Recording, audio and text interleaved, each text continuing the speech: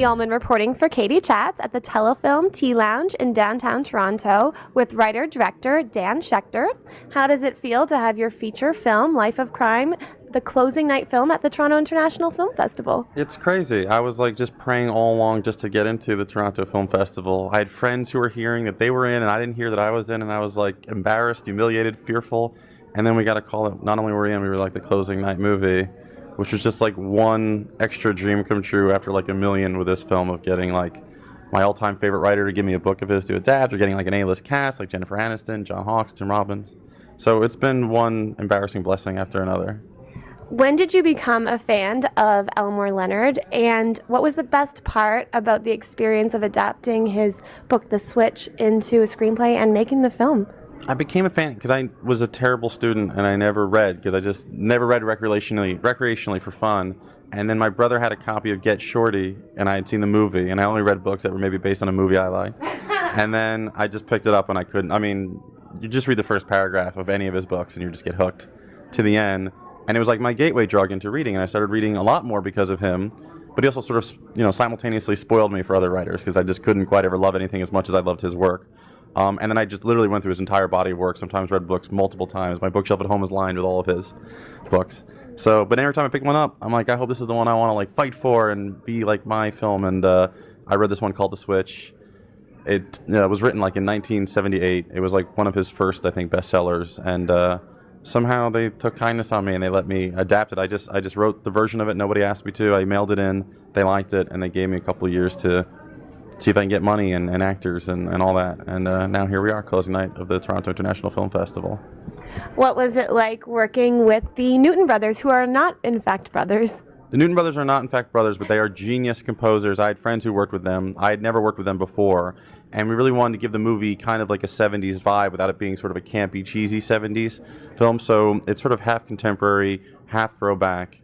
And I was just amazed at how quickly they threw together a score that elevated the film exponentially. When I watch it now, it just feels like a movie in a way it never did before. They're enormously talented guys, and they're just sweet guys, and they seem like fans of the movie, and a lot of their love seemed to be injected into the work they did. So they were a pleasure to work with, and I couldn't more highly recommend them to other filmmakers.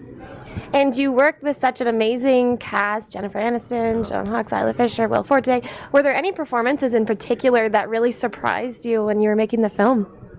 Jennifer Aniston, it seems the consensus here is that this is like the best thing she's done in a while, and it's certainly like a stretch dramatically for her in a direction she doesn't normally go, because she's really well known for comedy. So it's really complimentary to hear that people are seeing her in a new way, and I think she's really proud of it. I'm really proud of it, and it's just very cool to, I don't know, give her something she hasn't done in her career, because she's been doing this for so long. You don't want to be the director who gives her, the same role she's done 10 other times. So not only was I lucky enough to have her in the movie, but I think I had her doing something special that I hadn't seen her do before, and I became an even bigger fan of hers. So that was great. But honestly, it's a pretty exceptional cast, and everyone's really good in it. And so I think the performances have been standing out a lot to people when I have conversations. So John Hawkes and Mos Def sort of play our lead criminals, and they're very smart, very picky, very serious guys who are a lot of fun to work with, and they really shine in these main two roles that I guess Robert De Niro and Sam Jackson had sort of played in a version of this film that Quentin Tarantino made with the same characters. And when working with such experienced actors, what is your directorial style like? I think for the most part, not to, because actors are much more experienced than directors, especially a director like me who's a less experienced director in general. So they don't need me to jump in on every take and on every note. I have a lot of opinions. I'm an opinionated person.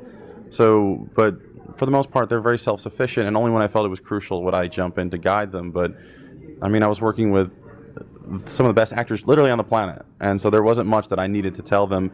And then we also had the book. Sometimes literally their subtext would be written in the book for them to know what the character was thinking when they were saying this line. So I tried to get everybody to read the book, and I think it was helpful for the actors as well. And what do you think sets the Toronto International Film Festival apart from other festivals? What I like a lot about the Toronto International Film Festival is that, maybe because I've only been to smaller festivals, because my films have been smaller, there's a lot of talk about like, the hell with Hollywood, this is gritty indie. But here, people don't seem to care where it's from, they just care about great films, and that's really exciting about it. So whether it's a movie that's released by Warner Brothers, or it's something that was made on credit cards by some indie filmmaker, everything's sort of seen in equal light here, and I really like that about the festival. Well, thank you so much. Congratulations, and have a great time here at TIFF. Thanks, Katie. Thank you. I'm Katie Uhlmann reporting for Katie Chats at the Telefilm Tea Lounge in downtown Toronto.